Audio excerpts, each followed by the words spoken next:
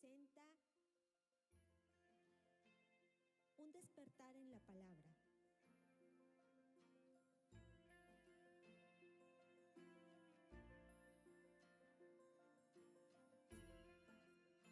De Cristo a las 7 iglesias. Dijimos que esto se encuentra en el área de Asia Menor, que actualmente es Turquía. Estas iglesias quizás habían sido fundadas, como le hemos dicho, en el primer siglo, posiblemente por discípulos del apóstol Pablo. Muchos asumen que estas iglesias, la madre de todas ellas, de las 7, fue la iglesia de Éfeso, ¿sí? Que está más evidenciada en la carta que el mismo Pablo escribe a la iglesia de Éfeso, ¿sí? Entonces ahora vamos a ver la iglesia de Tiatira, ¿sí? Vamos a hacer como que un ejercicio que podamos como que ubicarnos en esa situación del primer siglo de aquella iglesia. Ya tienen su porción bíblica, Apocalipsis 18 al 29. Le decía a Jesucristo, que es el autor, lógicamente que Juan es el que escribe, y decía al Señor Jesucristo: yo conozco tus obras, y amor, y fe, y servicio, y tu paciencia, y que tus obras postreras son más que las primeras. Pero tengo unas pocas cosas contra ti. Ya empiezan los peros: que toleras a esa mujer Jezabel, que se dice profetiza, enseñe y seduzca a mis siervos a fornicar y a comer cosas sacrificadas a los ídolos. Y le he dado tiempo para que se arrepienta, pero no quiere arrepentirse de su fornicación. He aquí, yo la arrojo en cama y en gran tribulación a los que con ella adulteran, si no se arrepienten de las obras de ella. Y a sus hijos heriré de muerte, y todas las iglesias sabrán que yo soy el que escudriña la mente y el corazón. Yo os daré a cada uno según vuestras obras. Pero a vosotros y a los demás que están en Tiatira, en cuanto no tienen esa doctrina y no han conocido lo que ellos llaman las profundidades de Satanás, yo os digo, no os impondré otra carga. Pero los que tenéis, retenerlo hasta que yo venga. Al que venciere y guardare mis obras hasta el fin, yo le daré autoridad sobre las naciones, y la regirá con vara de hierro, y serán quebradas como vaso de alfarero, como también yo las he recibido de mi Padre. Y les daré la estrella de la mañana, y el que tiene oído, oiga lo que el Espíritu dice a las iglesias. Padre, te damos gracias en esta mañana. Te damos gracias porque sabemos que tu palabra es explícita a nuestros corazones. Tu palabra de una u otra manera trae una aplicación de algo que se escribió en el pasado hace 2000 años y que trae una aplicación para nosotros en este tiempo, en esta hora, Señor. Ayúdanos, Padre. Bien lo dice el último versículo que leíamos: el que tiene oído, oiga lo que el Espíritu dice a las iglesias. Así es que abre nuestros oídos espirituales para que podamos escuchar más allá de lo que oímos físicamente con nuestros oídos naturales, Dios. Abre nuestros ojos también para que veamos la problemática en la que estamos, Señor. Abre nuestra mente para que también veamos, Señor, dónde estamos fallando, Señor, dónde hemos fallado, y poder rectificar, Dios. Te lo pedimos en Cristo Jesús, Señor nuestro. Amén. Imagínate que un domingo en la iglesia, por ejemplo hoy, escuchando la palabra, los cantos, y de repente alguien se levanta, ¿no? Y se pone aquí como yo lo estoy haciendo, y empieza a darle lectura a algo que el apóstol Juan le envía a la iglesia de Tiatira, que es de parte de ¿quién? Del Señor Jesucristo. Fue el autor, ¿no? Porque nada más le dijo, escribe, le decía Juan. El cual nosotros somos parte de esa iglesia, y algo que viene directamente es el mensaje de Dios. Alguien que describió aquí, que se describe aquí como esa llama de fuego y cuyos pies son como semejantes al bronce bruñido. Imagínate que la mente, el corazón, la cara del liderazgo de la iglesia, la cara de la membresía de esa iglesia que está escuchando esta carta, al escuchar estas palabras que vienen para dar a alguien, como que vienen de parte de alguien que conoce el corazón, que es como sus ojos como llama de fuego, que penetra, que profundiza allí en donde menos pensamos que nos pueden descubrir. Bueno, allí está abriendo, haciendo visible Dios a través de su palabra. Yo creo que ese día que se leyó esta carta, esa congregación todos sudaron, yo creo, ¿no? Yo hubiese sudado, hermanos. O sea, yo hubiera dicho, ay, ¿no? Imagínate, la carta acaba de ser leída y ustedes han escuchado que quizás nadie la había podido leer posiblemente previamente, ¿no? Pero imaginemos que nos llega esta situación de golpe. ¿Qué haces después de una carta de esa naturaleza? ¿Qué hacemos nosotros? ¿Qué hizo el liderazgo de la iglesia después de que esta carta fue leída? ¿Qué espera la congregación de los líderes que hicieran después de esta carta? Después de esta carta, tú oras. Después de esta carta, tú lloras. Después de esta carta, tú te arrodillas. O te das golpes de pecho, ¿no? O simplemente te vas a tu casa porque no quieres que nadie vea tu cara cómo fue, ¿no? Te vas escurridito. Es más, ni a Dios le dices a la gente, te vas, ¿no? Te vas. Es difícil saberlo qué fue la impresión de esta iglesia, porque si te das cuenta empieza a decirle cosas buenas. Mira, veo que te esfuerzas en amor, en servicio, en fe, en perseverancia, pero tengo otras cosas en contra de ti. Este es el cuarto mensaje a las iglesias de 7 mensajes que Cristo envía. Es la carta posiblemente más larga que le envía, y sin embargo fue enviada a una iglesia que estaba en una ciudad o poblado muy pequeño en ese momento, refiriéndonos a comparación de las otras 6 iglesias. Tiatira, dejen darles un poquito de historia. Tiatira fue una ciudad fundada en el año 250 antes de Cristo, o 250 años antes de Cristo, que fue anexada al Imperio Romano alrededor del año 190 antes de nuestra era, ¿sí? Y fue una ciudad pequeña, pero estaba situada en una carretera que comunicaba, por ejemplo, a la iglesia de Pérgamo o a la ciudad de Pérgamo, también a la ciudad de Sardis.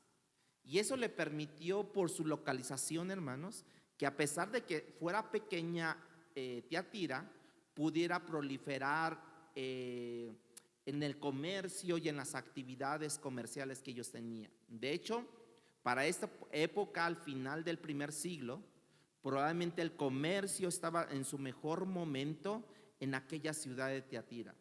Los comerciantes estaban organizados en lo que hoy nosotros llamamos como sindicatos. Hay sindicatos, en ese momento había sindicatos. Los sindicatos lamentablemente tenían fiestas patronales, como hoy, ahí donde tiene usted su casa, hay una fiesta patronal que cierran todo ahí, ¿no? Bueno, en las fiestas patronales se hacía la dedicación a animales sacrificados a ídolos. Para un cristiano, por eso les dije, tienen que ubicarse en ese momento. Para un cristiano, ahí, pues no era tan fácil hacer negocio, porque si tú hacías negocio tenías que estar incorporado a un sindicato, y los sindicatos te forzaban a que rendieras culto, ¿no?, a los ídolos. Entonces tú tenías como hoy, ¿no?, que estás en un sindicato y que hay que ir a protestar al Zócalo, ¿no?, hay que ir a marchar. Pues te toca ir a caminar, Y ahí con tu cartulina, que queremos más sueldo, que queremos mejores prestaciones, y ahí vas tú, ¿no? Porque estás dentro de un sindicato. Bueno, así pasaba acá con ellos. Porque ellos, los cristianos, no eran fácil de hacer comercio, porque no estaban ellos adheridos al sindicato. Porque el sindicato, ¿qué les demandaba? Ofrecer sacrificios de animales a sus ídolos. Y un cristiano no estaba metido en esas cosas. Probablemente tenía que ver cómo sobrevivieron ellos al no poder vender o comprar en una ciudad que estaba completamente organizada por los sindicatos, y que el sindicato requiere membresías, ¿no? O sea, porque tienes tu folio del sindicato, del número, ¿no? Y además asistir a esas fiestas patronales que tenían que sacrificar ídolos. La idolatría de la ciudad no tenía múltiples divinidades como en otras iglesias, como ya lo vimos, pero tenía una idolatría allí. El dios principal era el dios Apolos, y ellos tenían que adorar a ese dios, parte por pertenecer a este sindicato, al dios Apolos. Como igual tenía que hacerlo cuando tú te adhieres a un patrón, ¿no? Cuando tú te adhieres a un sindicato, tú tienes que hacer todo lo que el sindicato te dice, ¿no?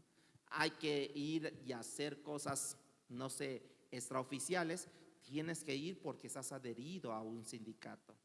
Bueno, ahora vemos que esta iglesia tuvieron cosas positivas, pero también tuvieron que escuchar cosas negativas también. Pudieron escuchar de parte de Dios que eran fieles, que tenían fe, que no se habían involucrado en todos esos sindicatos, ¿sí? Para adorar a los ídolos. Y es fuerte, de verdad, cuando tú empiezas un negocio, cuando tú piensas un negocio y no estás adherido a ningún sindicato, te cuesta trabajo. Te cuesta trabajo incluso hasta buscar clientes, te cuesta trabajo vender. Si ya te pones aquí afuera, ¿no? Te pones aquí afuera a vender, no sé, tortas, pues ya viene el de los jugos y te empieza a decir, ¿qué? Vete de aquí, ¿a poco no? ¿Son así? Oye, pero pues estoy vendiendo tortas y tú estás vendiendo jugos. Sí, pero es dinero que van a invertir en ti y que yo pudiera vender otros más jugos. O sea, sí me doy a entender. Tienes que estar adherido a un sindicato. Imagínense para los cristianos en ese momento, a los que eran fieles, a los que tenían fe, a los que perseveraban en la palabra, a los que tenían amor. ¿No era difícil vivir? ¿Cómo podías vender? No podías ni salir acá afuera a poner tu puesto porque ya te echaban grilla. Ahora sí, los del sindicato ya te echaban grilla, ¿no? Por ejemplo, cuando Cristo no le llama, por ejemplo, la atención a Filadelfia y a la iglesia de Esmirna, que es los que vamos a estar viendo, es porque ellas no eran totalmente perfectas, estas iglesias, sino simplemente que hay cosas que en las iglesias Él no está dispuesto a tolerar, Dios. Y hay otras que lidia con esas cosas según nos va santificando, pero hay errores graves como lo que vemos aquí, de inmoralidad, de idolatría, que no pueden ser tolerados dentro de la iglesia, de la vida de la iglesia. No pueden ser tolerados. Y esta iglesia que Cristo disciplina, ahora en Apocalipsis, la iglesia de Éfeso, por ejemplo, que estudiamos, la primera carta que fue enviada, valoró tanto la verdad de ellos que perdió su primer amor esta iglesia. O sea, pero tengo contra ti que has perdido tu primer amor, le dice a Éfeso. Perdió amor por Dios, perdió amor por los hermanos. Jesús no estaba dispuesto a tolerar eso. Y la iglesia que hoy estamos viendo, que es la de Tiatira, valoró tanto el amor, hermanos, porque dice, he visto que tienes amor, ¿no? Valoró tanto el amor a las iglesias que perdió la verdad, hermanos. Entonces toleró el pecado por el amor que les tenía a las otras personas, toleró el pecado, y Jesús no estaba dispuesto a tolerar tampoco eso, hermanos.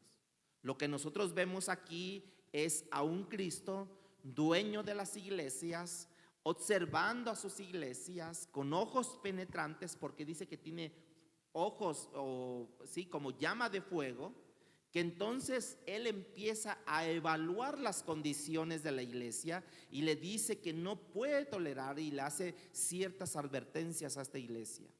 Quizás hemos dicho o hemos participado en conversaciones o en discusiones, en debates, donde algunos dicen que ¿qué es lo que debe de prevalecer en una iglesia? ¿El amor o la verdad? Algunos dicen que Cristo lo dijo, que el amor sobre todo. Otros dicen que la verdad tiene que prevalecer por encima del amor. Pero piensa un poco, ¿cuál de estos dos valores tú crees que deberíamos de poner o tener por encima del otro? ¿Cuál crees? Piénsalo en un momento porque en la historia de la iglesia usualmente lo que ha ocurrido es lo siguiente. Por ejemplo, a los liberales les interesa enfatizar el amor por encima de la verdad. Y eso que ellos levantan la bandera del amor, amor y paz, tolerancia, pueden participar, no estoy diciendo que no puedan entrar, pero pueden participar personas que no tienen los valores suficientes, ¿no?, para poder ministrar en la iglesia, ¿no? ¿Por qué? Porque ellos levantan la bandera del amor. Para eso le llamamos que ellos hacen la política de la inclusión, ¿no?, de inclusión de género, inclusión de todo tipo, ¿no? Y ¿por qué? Porque está sobre encima de la verdad el amor para ellos, ¿no? Para producir un movimiento, por ejemplo, ecuménico también. Por eso se da mucho eso, como está tratando de hacer el actual Papa Francisco. Entonces el amor es elevado por encima de la verdad. Ahora, por otro lado, los más dogmáticos han elevado la verdad por encima del amor. Entonces terminan comprometiendo el principio del amor, que es lo que le dijo a la iglesia de Éfeso: has perdido tu primer amor. Lo bueno y lo mejor es que nosotros no tenemos que hacer eso, hermanos, porque la Biblia nunca contrapone un atributo de Dios contra otro atributo de Dios. Un atributo de Dios es el amor, otro atributo de Dios es la verdad. Entonces la palabra de Dios no contrapone a ninguno de estos. Dios nos ama a través de su verdad. Escuchen esto: Dios nos ama a través de su verdad, y Dios nos dice la verdad a través del amor. Ayer platicábamos, ¿no? ¿Cómo es que tú llegaste a Cristo, no? Hablaba, ¿no? ¿cómo es que tú cambiaste? Es que yo cambié por el amor de la palabra. Pero la palabra que le decía, la verdad, que si no se arrepiente, se va a ir al infierno. Pero con amor, por eso les dije de esa frase: Dios nos ama a través de la verdad, y Dios nos dice la verdad a través del amor, ¿sí? Así es que si decimos que la verdad es más importante que el amor, terminamos perdiendo el primer y el segundo mandamiento de la ley: amarás al Señor tu Dios con toda tu alma, con toda tu mente, con todas tus fuerzas. El segundo mandamiento es igual a este: amarás a tu prójimo como a ti mismo. Si perdemos eso, entonces, hermanos, estamos en la categoría de la iglesia de Éfeso, que han perdido su primer amor. Si decimos que el amor es más importante, entonces terminaremos perdiendo la verdad, la columna vertebral del movimiento cristiano, hermanos, con lo cual perdemos la iglesia por completo, es cuando pierde la verdad, hermanos. Y aquí en Tiatira lo que vemos nosotros es la tolerancia del pecado, probablemente basado en el amor. yo te amo como tú eres, yo te respeto como tú eres, yo te incluyo como tú eres, no importa, ¿no? Ven a predicar como tú te sientas, ¿no? Yo me siento, yo me siento mujer, no importa, sube a predicar, tú siéntete como te sientas. ¿Por qué? Porque la iglesia de Tiatira estaba basada a su principio en el amor. No querían ofender, pero la misma palabra ofende al pecado, no al pecador lo ama, pero ofende al pecado. Entonces, cuando alguien está en pecado, la misma palabra te confronta, pero a la vez Dios te habla con su amor, esa verdad que te está dando. Entonces, no es que estén haciendo mal esta iglesia porque tengan amor, es que lo que están haciendo está incompleto, lo que está haciendo esta iglesia de Tiatira. Y están debilitando, desbalanceando la verdad del Señor. Así que cuando tú leas o tú lees el texto, lo primero que encontramos es la identificación de Jesús como el Hijo de Dios. Jesús muchas veces es identificado como la palabra el Hijo del Hombre, ¿sí? ¿Por qué se identifica como el Hijo del Hombre? Tratando precisamente de enfatizar en estos casos su humillación, su vida, su muerte, para hacernos llegar como nuestro sumo sacerdote, quien pudo entrar a la presencia, rasgó el velo y pudo entrar en sacrificio por nosotros. ¿Quién puede identificarse con nuestras debilidades? Porque dijo, yo soy hombre, yo también he padecido, yo también no he comido, no tengo dónde recostar mi cabeza. Entonces, por eso se identifica como hijo de hombre. Pero en este caso, en este versículo 18, es identificado como el Hijo de Dios. ¿Por qué? Porque ahora Él se presenta como el juez de la iglesia. Él posee la autoridad para llamar a aquellos que están transgrediendo su ley. Por eso es que ahora se pone como Hijo de Dios. Él es visto aquí, hermanos, como alguien que está a la diestra del Padre.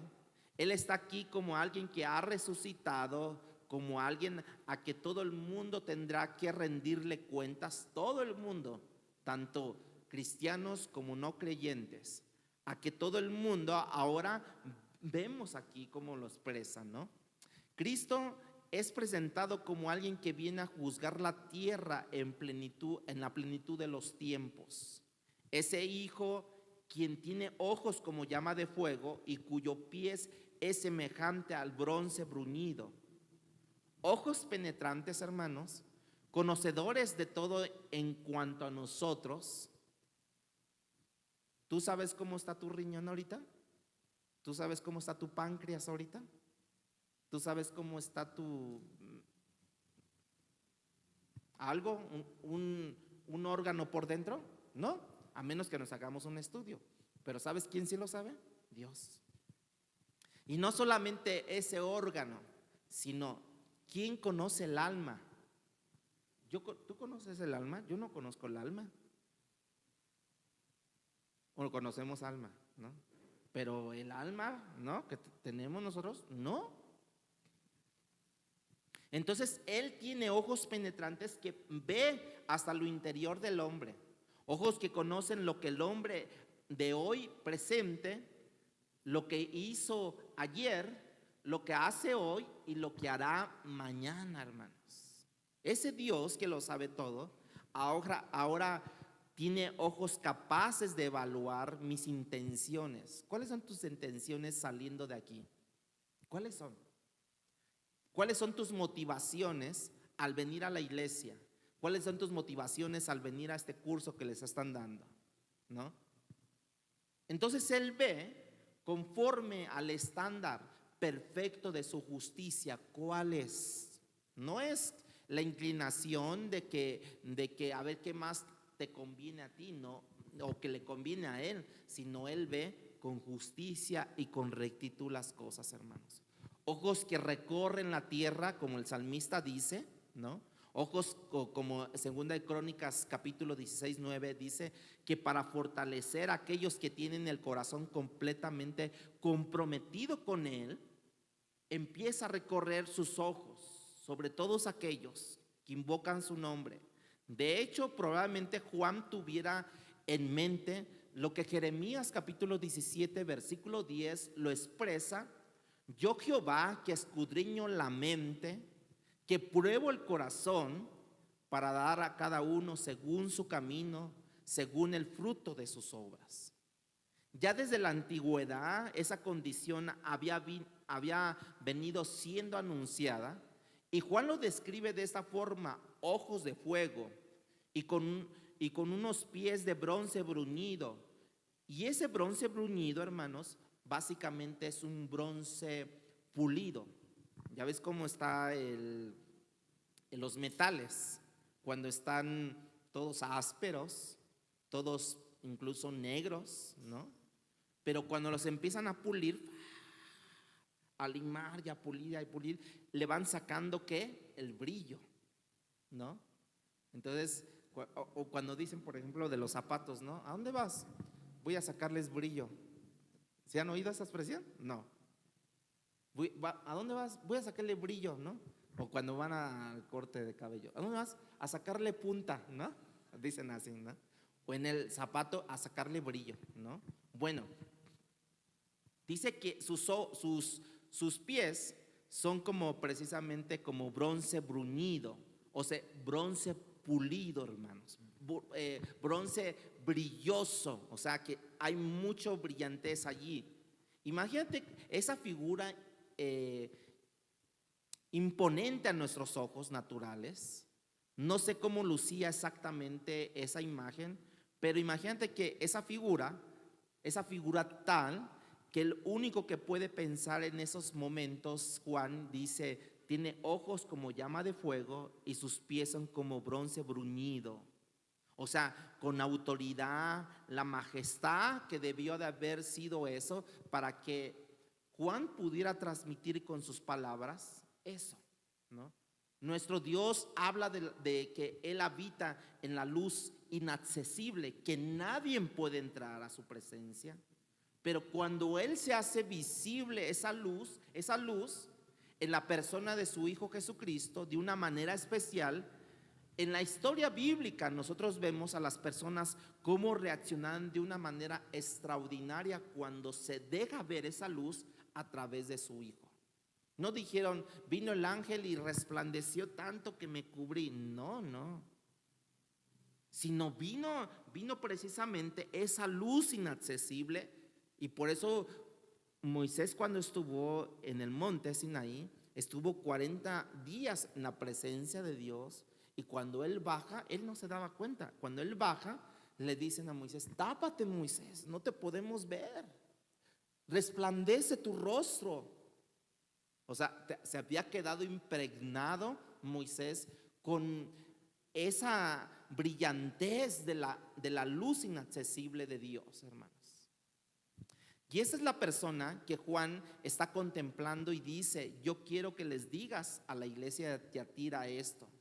Yo conozco tus obras y amor, fe, servicio y tu paciencia. ¿Sí? Las obras de la iglesia de Tiatira más recientes, dice aquí, eran mejores que las anteriores, hermanos.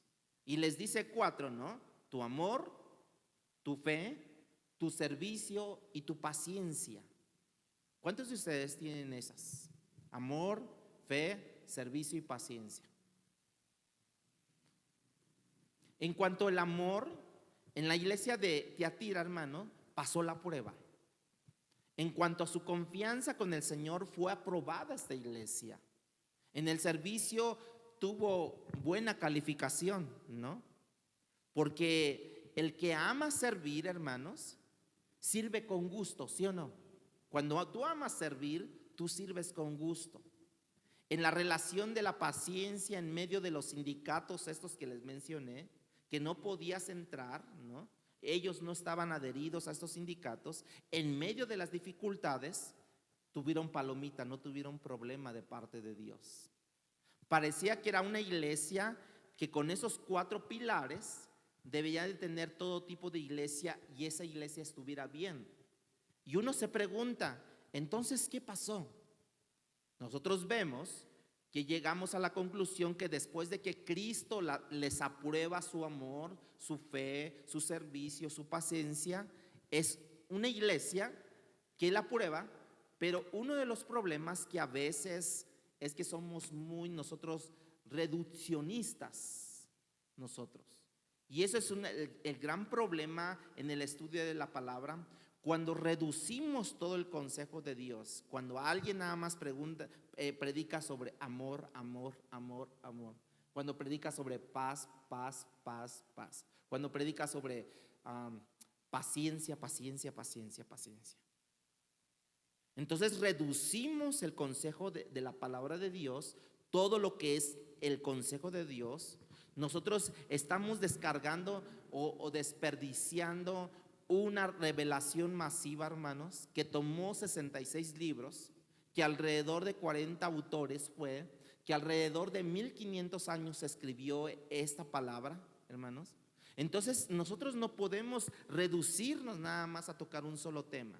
Cuando fue el problema de la iglesia de Tiatira, el problema fue la tolerancia que ellos tuvieron, la tolerancia, sin la confrontación del pecado, ¿no? O sea, viene gente y no la confrontas en su pecado. Cristo, de hecho, cuando le habla a la iglesia, usa la palabra tolerancia.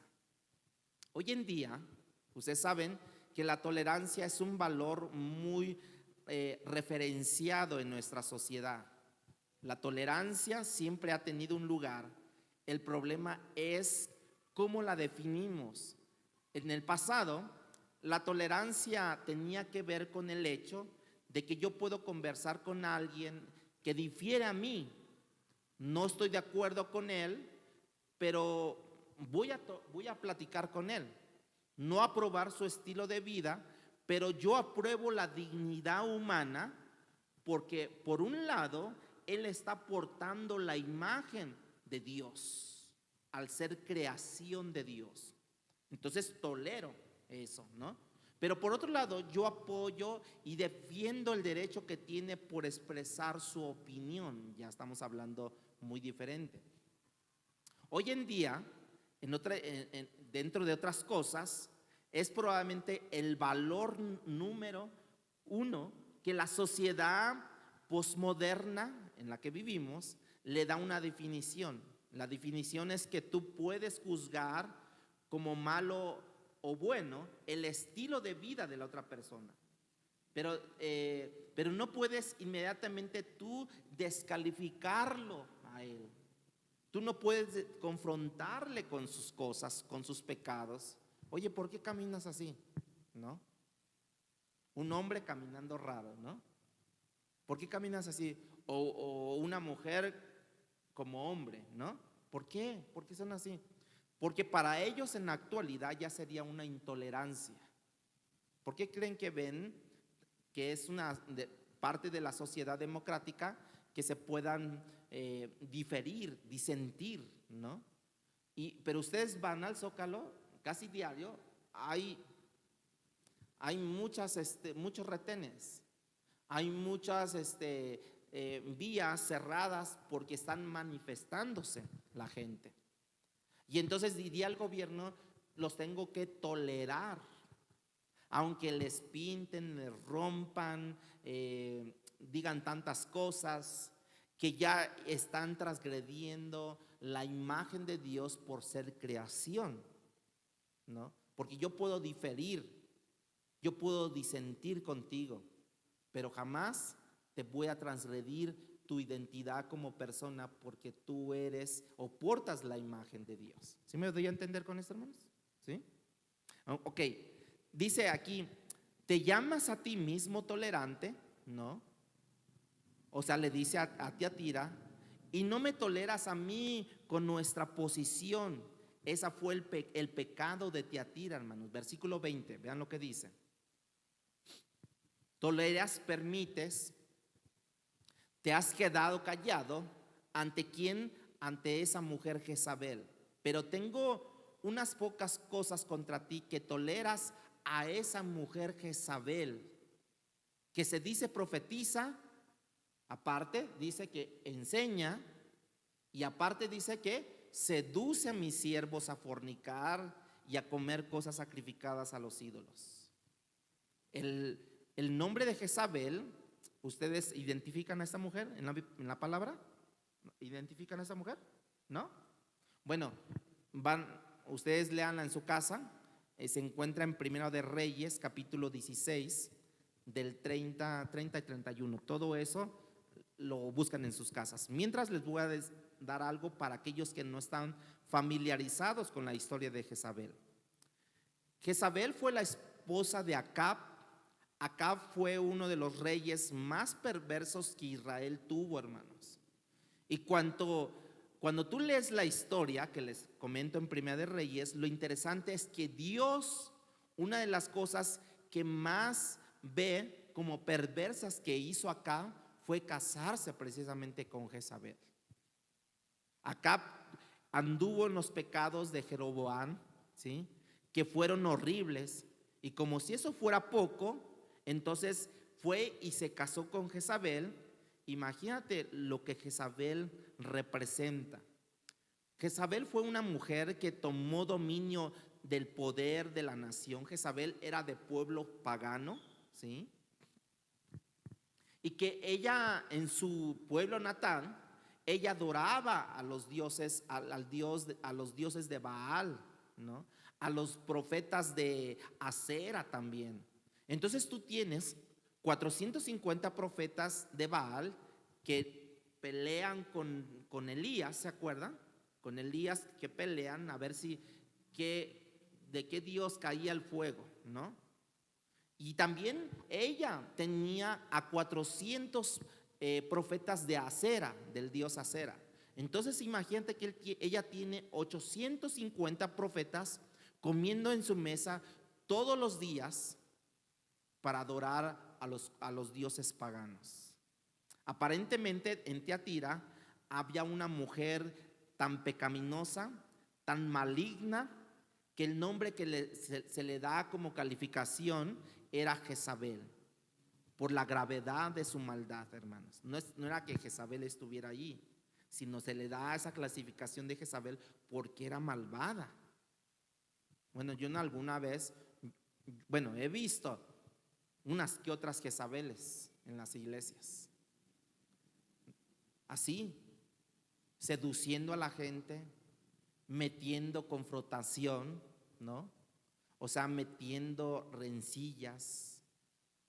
Bueno, y esta mujer, Cristo al examinar a esta iglesia, dice varias cosas, que ella se dice ser profetisa. O sea, nadie la ha puesto como profetisa, sino que ella se levantó como profetisa. No solamente eso, dice que también ella seduce a sus siervos, doulos, mis esclavos, dice Dios, aquellos que yo he comprado, ella ya los está seduciendo. La seducción de ella es terrible, hermanos, porque ella tiene que ver, esa seducción tiene que ver con la idolatría y con la inmoralidad, hermanos.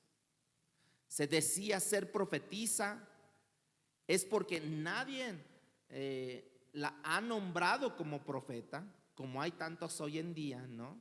Se dicen ser profetas y probablemente ella no estaba leyendo ni las escrituras para enseñar.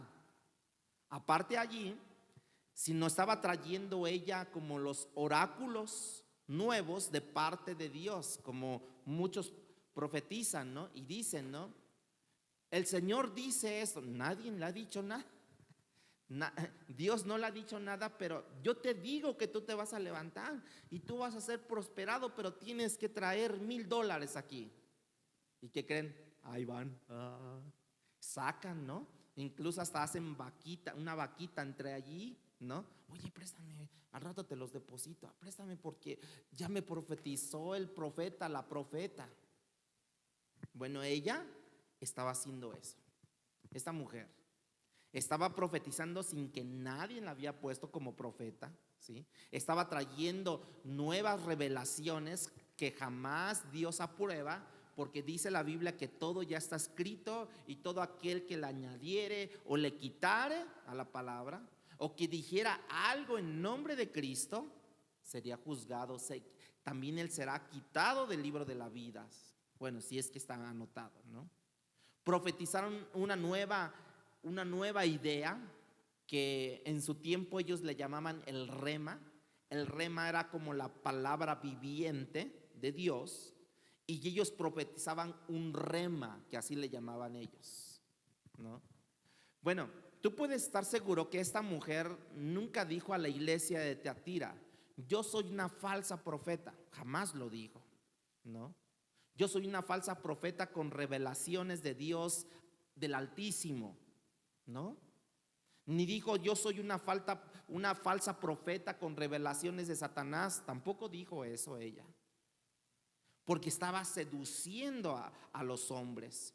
Yo soy una profeta verdadera de Dios Altísimo, jamás lo iba a decir tampoco, ¿no? El problema con esta mujer no era solamente su falsedad como profeta, no era simplemente su seducción hacia los siervos de Jehová. El problema principal es que ella enseña, hermano. Alguien que no la ha puesto como para que enseñe no debería de estar en la iglesia enseñando. Y ella seduce a sus siervos, a los que ha comprado y lavado. Y la palabra claramente enseña de principio a fin, pero que algunos pasajes en una forma más clara lo dice, que el Hijo de Dios, o sea nosotros como hijos de Dios, podemos ser seducidos a la inmoralidad, hermanos. Por ejemplo, tenemos ejemplos bastantes, pero digamos el más común, el ejemplo de David. ¿No le faltó a Dios con el espíritu de inmoralidad, hermanos? ¿No vio a una mujer, ¿no? La sedujo, la trajo a su recámara y concibió un pecado que ya en su mente ya había tenido en cuenta? O sea, tenemos el ejemplo de Salomón, ¿sí? Tenemos el ejemplo de Salomón, que también fue tirado a la inmoralidad. No le bastó tener su propia esposa, ¿no? Sino que se fue agarró 1000 mujeres más, ¿no? El apóstol Pablo habla de una manera muy clara de que el cristiano puede ser seducido en la práctica de la inmoralidad, hermanos. Usted búsquelo allí, lo busca en su casa, 1 Corintios capítulo 6, versículo del 15 al 20. El cristiano puede ser seducido a la inmoralidad, a la idolatría. Fíjense cómo es que Salomón fue llevado a la inmoralidad. ¿Y saben cómo él terminó? Adorando a dioses ajenos. Porque te llevó la inmoralidad, te llevó a la ¿qué? Idolatría, adorando a dioses ajenos. Uno puede preguntarse, ¿cómo es que es un cristiano que estaba caminando bien en el área del amor, de la fe, del servicio, de la perseverancia, se dejan arrastrar de esta manera? Bueno, porque sabemos que Satanás es muy astuto y Satanás levanta gente para seducirte. Una de las cosas que hace el pecado, hermano, es que nos ciega. Cuando nos ciega, hacemos cosas que son obvias a los que están alrededor de nosotros, que están mal.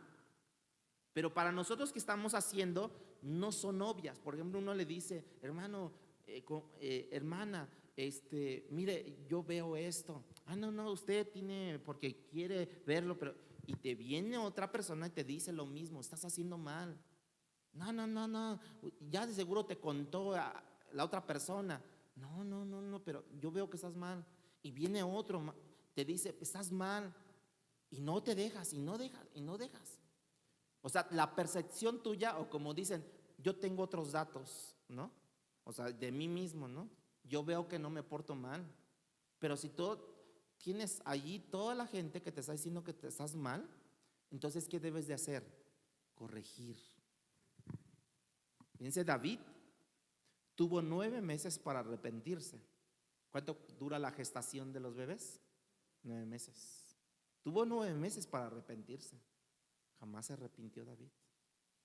O sea, a lo mejor le decían, oye David, pues veo que aquí está la mujer de Usías. Veo que está aquí. ¿Qué pasó? No, déjala. No pasa nada. No hay nada. Déjala aquí. Oye, ¿qué pasó? No hay nada. O sea, vean, todo el mundo está observando que están mal, pero David no estaba observando que estaban mal. Y en un momento dado, Dios le dice, a lo mejor Natán ya había ido muchas veces al palacio, como diciendo, no digo nada porque Dios no me ha dicho nada, pero la presencia de un profeta en el palacio, como que te hubiera levantado, hubiera prendido las alarmas, la campana te hubiera dado, ¿verdad? De decir, híjole, creo que la regué, creo que estoy haciendo. Trató de evadir ese pecado.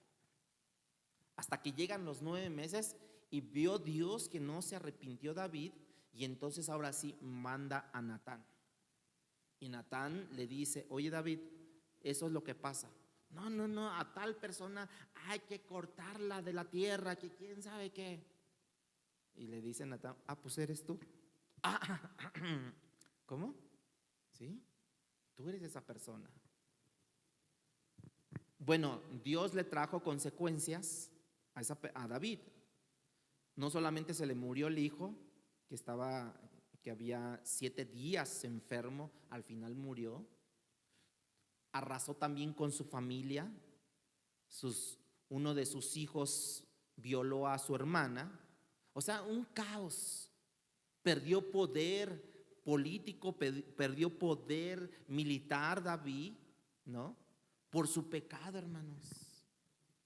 Y esa es una de las maneras como el pecado nos engaña, y tal vez nosotros pudiéramos estar ahí en ese punto, hermanos, en ese punto de concebir el pecado o de apartarnos del pecado, hermanos.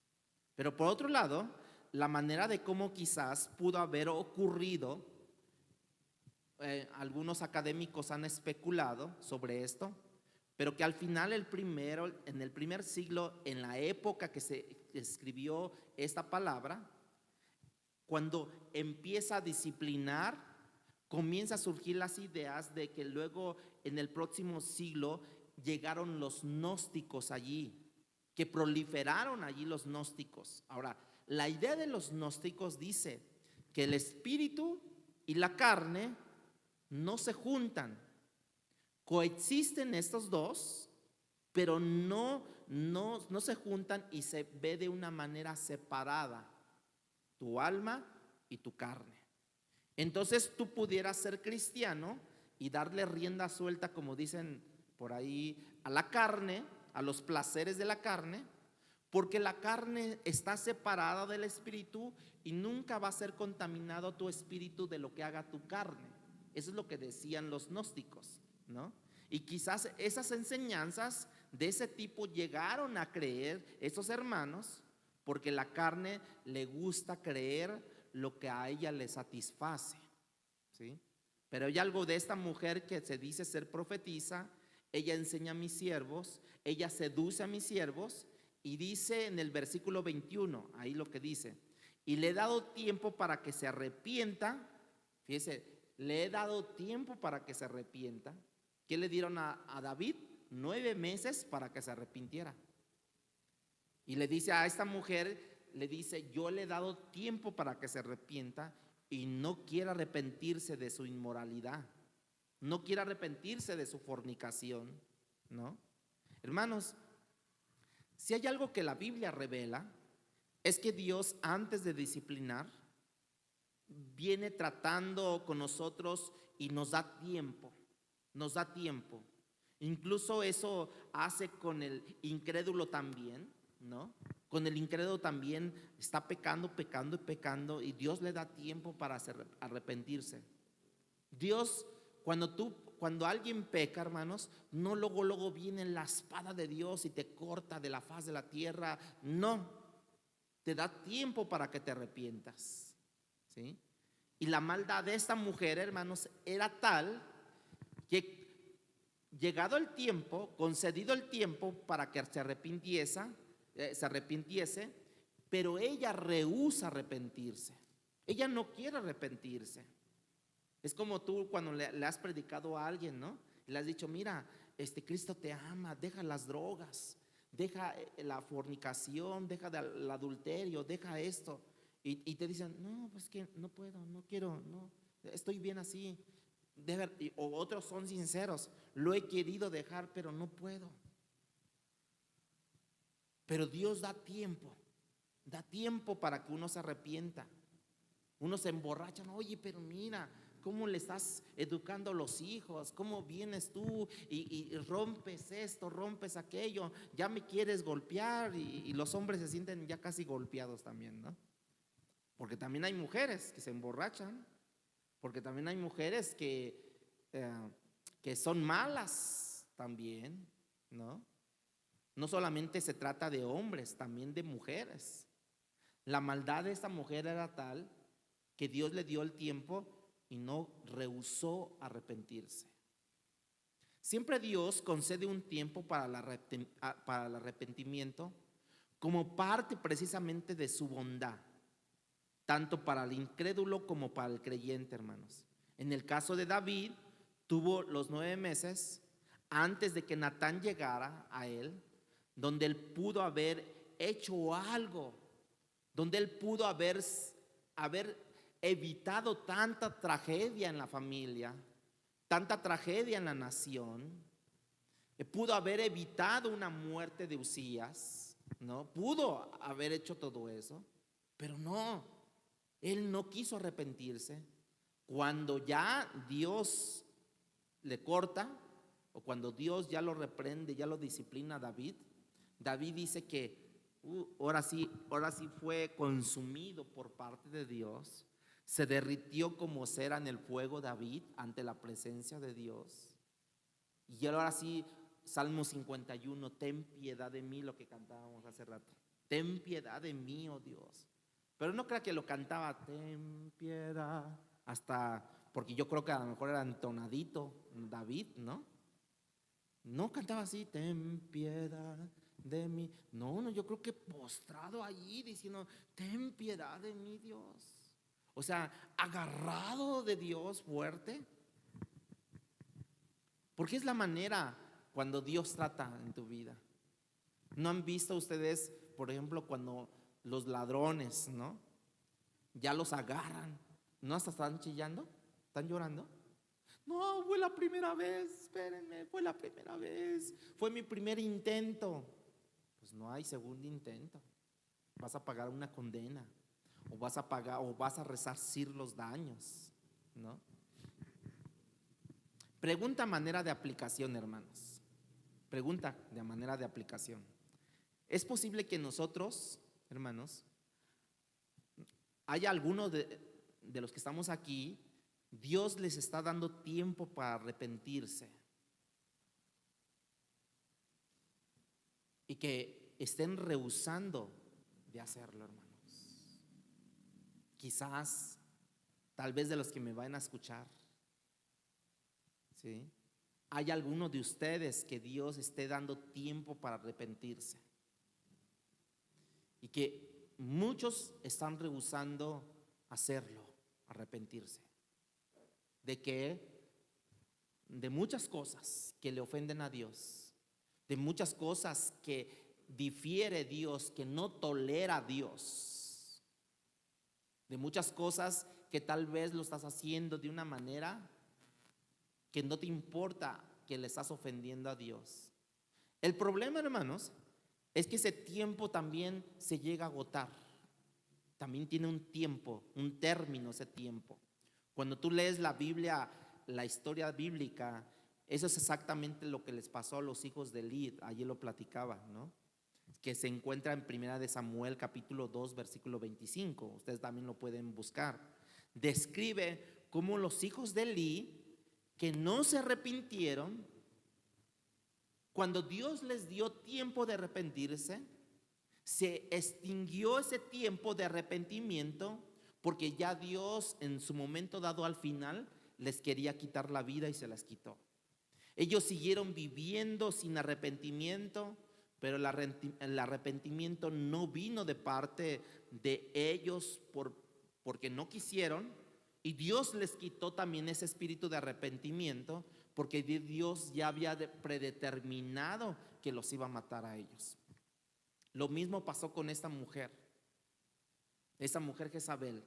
Cuando no se arrepintió, en el libro de Reyes, lo que les dije de la cita bíblica, cuando no se arrepintió, dice que cayó, se murió, y ¿sabe qué? No tuvieron chance ni tan siquiera de ir a recoger el cuerpo de Jezabel, sino que los perros se comieron el cuerpo de Jezabel. ¿Sí lo sabían o no lo sabían? Si no, búsquenlo ahí en la Biblia. ¿Sí? Podemos ver cómo el cristiano, hermanos, está exento de las consecuencias eternas. Escuchen esto: el cristiano está exento de las consecuencias eternas del pecado. Está exento de las consecuencias del pecado. ¿A qué me refiero? De que no te vas a ir al infierno, el verdadero cristiano, porque permaneces en él la salvación, y la salvación es de Jehová. Y cuando Dios te da la salvación, nadie te la puede quitar. Pero nunca vas a ser exento de las consecuencias temporales del pecado. ¿Cuáles son las consecuencias temporales del pecado? De que te quedases sin trabajo, de que te rompiste un pie, de que reprobases el examen, de que te sacaron del colegio, de que te bajaron X o Y. Son consecuencias temporales. De que te suspendieron porque llegaste tarde al trabajo, son consecuencias temporales. Pero lo que sí estamos exentos nosotros es de las consecuencias eternas, de que te vayas al infierno, hermanos. Lo vemos con Moisés. Parte de tener un problema con Dios, Moisés no pudo entrar a la tierra prometida. ¿Sí? Lo vemos en la vida de David, lo vemos en la iglesia, en la vida de la iglesia de Corinto, ¿no? Ahora en la iglesia de Tiatira, cuando analizamos, hay cosas que vemos que hay tres grupos de personas distintas. Versículo 22. Aquí hay un grupo, en el versículo 22, hay un grupo que se ha acercado a Jezabel, que está cometiendo adulterio espiritual, ¿sí? No pensamos que es literal la fornicación con Jezabel, sino es espiritual. Esa está en esta idolatría que todavía tiene tiempo de arrepentirse. Dice: si no se arrepiente, la arrojaré a una gran tribulación. La gran tribulación probablemente quizá represente todavía el último llamado de Dios. ¿Cuál es el último llamado de Dios? A lo mejor si estás en una enfermedad, ya casi a la muerte de esa enfermedad. Si estás en desobediencia, ya quizá en el último renglón, esa sería la gran tribulación, ¿no? Pero no vas a perder tu salvación, pero ya estás en el último allí, ¿no? En el último paso de allí. Hermanos, cuando Dios disciplina, cuando viene la disciplina de Dios, la tribulación que Dios trae a nuestras vidas todavía sigue siendo una manifestación de su gracia de Dios, hermanos. Porque si eres un hijo de Dios, por severa que sea la gran tribulación, la intención de nuestro Dios redentor no es hundirte en el fango, es precisamente de sacarte de ese fango, a pesar de que cueste trabajo, a pesar de esa gran tribulación. No está hablando de la tribulación final, está hablando de una tribulación temporal a causa del pecado, hermanos, justamente porque la intención no es condenarte, sino llevarte ¿a dónde? Al arrepentimiento. O sea, no hay otra forma. No quieres, te forzas y que no me agarren, no me agarren, no me agarren. Y te hacen manita de puerco, ¿no? Paz. Bueno, ya, pero ver, ¿qué quiere? No, así Dios. La gran tribulación permite para que tú te rindas ante Dios. ¿A poco no llegaron muchos de ustedes aquí a la iglesia? Porque perdieron familia, porque perdieron trabajos, porque mi vida sentía un gran vacío. Dios permitió todo eso. Porque si no hubiera sido por eso, ni estuviéramos aquí, hermanos, ni estuviéramos aquí. Has estado en una tribulación combinada con toda índole, por ejemplo, matrimonial. Has estado en una tribulación familiar, económica, durante el cual después tú llegases a una conclusión de pensar, creo que Dios está tratando conmigo. Creo que Dios está tratando conmigo. No sé si tú has estado allí, yo he estado allí tiempo pasado y dio buen fruto el que Dios me haya sometido a esa tribulación. En ese primer grupo hay algo bueno, hermano, que tiene tiempo este grupo, este primer grupo. Yo le he dado tiempo. Le enviaré a una gran tribulación si no se arrepiente. O sea, te dan tiempo, este grupo tiene tiempo.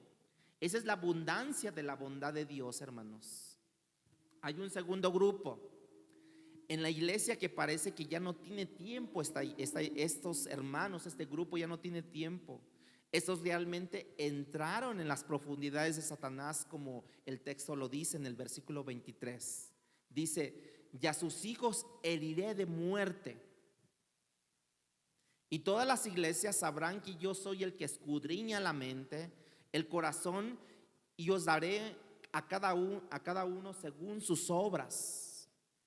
Entendemos que son, en este caso, heriré de muerte a sus hijos. Entendemos que son hijos espirituales, hermanos, no biológicos de esta mujer. Son hijos espirituales, aquellos que han comprado todo el sistema que aborrece Dios, la idolatría, la inmoralidad, ¿sí? Y por eso dice Dios que Él los va a matar. Otra versión dice que con pestilencias los va a matar, con plagas los va a matar. Esos no tienen tiempo para el arrepentimiento ya. Ya no tienen tiempo para el arrepentimiento. Unos tenían tiempo. Si se arrepienten, les evitaré esto. Estos, dice, ya los mataré a sus hijos. Ya no pueden, ya no hay oportunidad para ellos. Entonces, ¿cuál es el propósito de toda esta indagación, hermanos, que estamos haciendo en cuanto a la disciplina para esta iglesia de Tiatira? ¿Cuál es el propósito?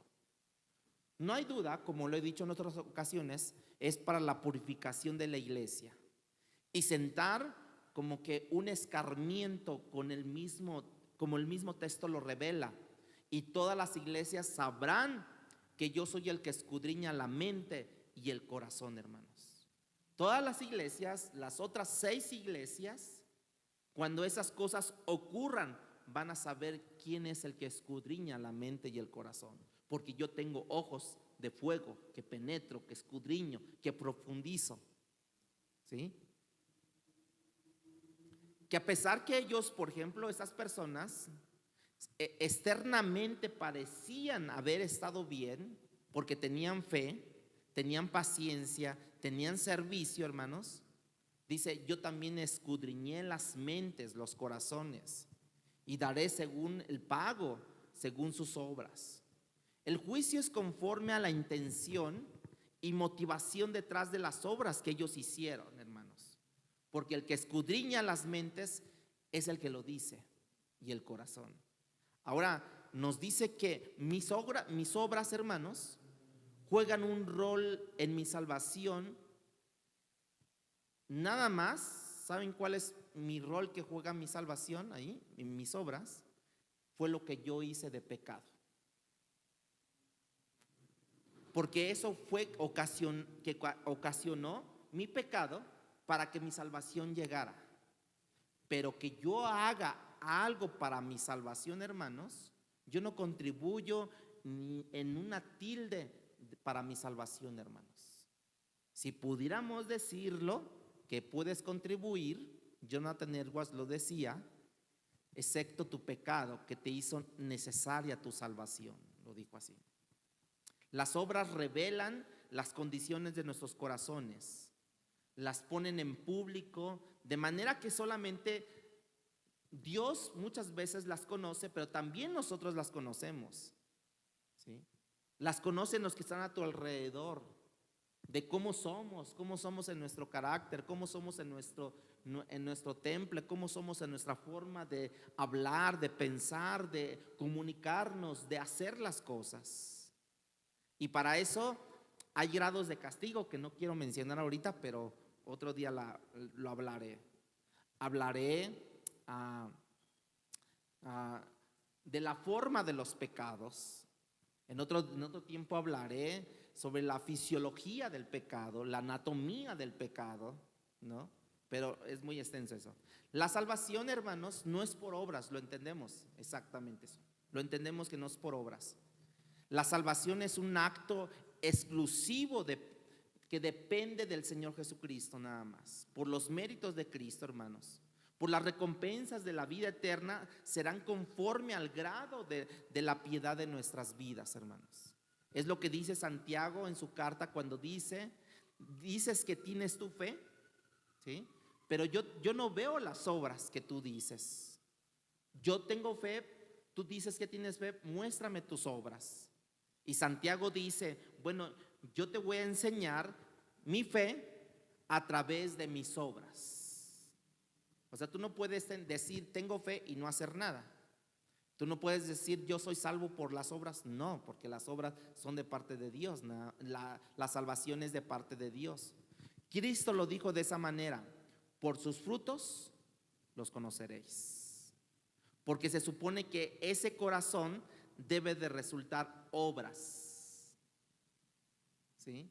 Que otros pueden incluso evaluar cómo son tus obras.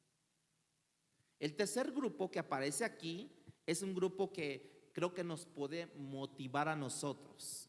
Versículo 24 dice: pero a vosotros y a los demás que están en Tiatira, a esta iglesia le hablaba, pero también había algunos más, a cuantos no tienen esa doctrina. ¿Cuál doctrina? La de Jezabel. No han conocido lo que ellos llaman las profundidades de Satanás. Yo os digo, no les impondré otra carga.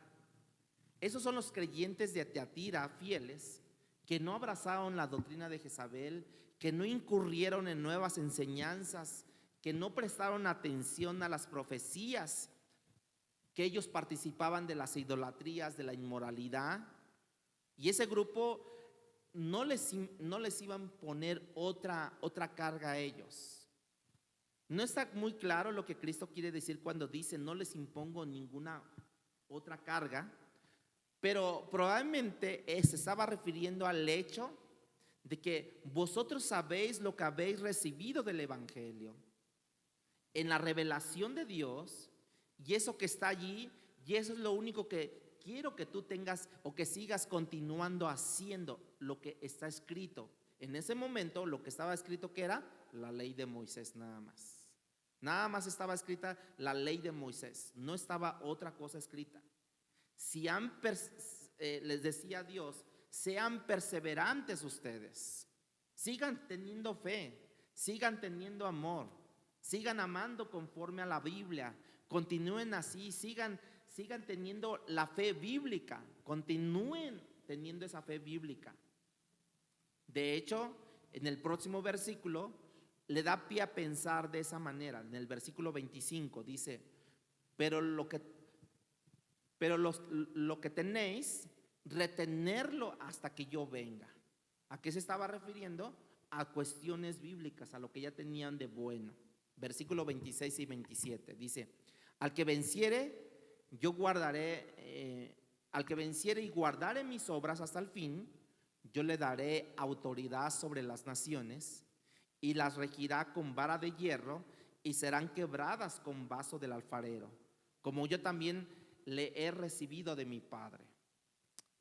Al vencedor, el que llegue hasta el final, hermanos, el que no se descarría y no da evidencia de que anda en pecado, hermanos. Ciertamente, aquellos que han sido comprados a precio de sangre de Cristo Jesús, que han nacido de nuevo, que tienen una vida nueva en Cristo Jesús, los que perseveran, los que van sobre el camino de la vida eterna, cuando Jesús dijo, yo soy el camino, la vida y la verdad, y nadie viene al Padre si no es por mí. Bueno, a esos es a las que le está prometiendo Dios. Yo les daré autoridad, ustedes estarán conmigo. Y en el versículo 28 dice, y les daré la estrella de la mañana. ¿Qué es la estrella de la mañana? Posiblemente es Cristo mismo, hermanos, con todas sus promesas, con todas sus bendiciones, con toda la protección que Él ha planeado para nuestras vidas. No hay mejor que tener a Él mismo de nuestro lado, hermanos. La promesa de Cristo, la estrella de la mañana, es la base primaria por el cual tú y yo deberíamos de tener presente y preservar, hermanos. Tú tienes que recordar que tu lucha contra el pecado no va a durar todo el tiempo, hermanos. No va a durar todo el tiempo. No va a durar por la eternidad. Tú tienes que recordar que tu lucha contra un dolor físico, tal vez emocional, espiritual, de enfermedad que tengas, el cáncer que puedas tener, la diabetes que puedas tener, las enfermedades crónicas que puedas tener, eso se va a terminar, no es eterno, hermanos. Tú tienes que recordar que todo lo que han sido caídas en tu vida, hermanos, que han producido dolor, no va a continuar. No va a continuar por la eternidad. No vas a continuar cayéndote por la eternidad. Eso va a terminar en un momento dado, va a terminar por los méritos de Cristo, por la cruz, hermanos, por la resurrección y porque Cristo está reservando algo especial para nosotros, una morada celestial en la vida eterna, hermanos. Pon una esperanza en vez de que tú digas, híjole, ¿cómo me va a ir mañana? ¿Cómo me va a tratar mañana el día? ¿Va a estar asoleado? ¿Va a estar nublado? O sea, no, pon tu esperanza en Dios, en esa compañía donde Dios te dice, yo estaré todo el tiempo contigo. Tendré tribulaciones, sí, pero yo he vencido al mundo. Tú confía en mí. Y termina diciendo Juan en el versículo 29. Y eso es importante que nosotros lo podamos escuchar. El que tiene oído, oiga lo que el Espíritu dice a las iglesias. ¿Tienes oído, hermano? ¿Tienes oído espiritual? ¿Tienes oído espiritual que Dios nos habló en esta mañana? Hay muchas cosas que tenemos que cambiar. Hay muchas cosas que tenemos que mejorar. Hay muchas cosas que tenemos que quitar de nuestra vida. Pero hay otras cosas que tenemos que poner en nuestra vida, que es la palabra, la oración, la alabanza a nuestro Dios.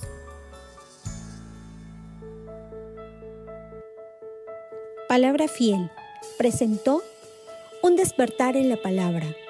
No olvides buscarnos en Facebook y YouTube como Iglesia Palabra Fiel CDMX y seguir las transmisiones por Zoom de cada domingo.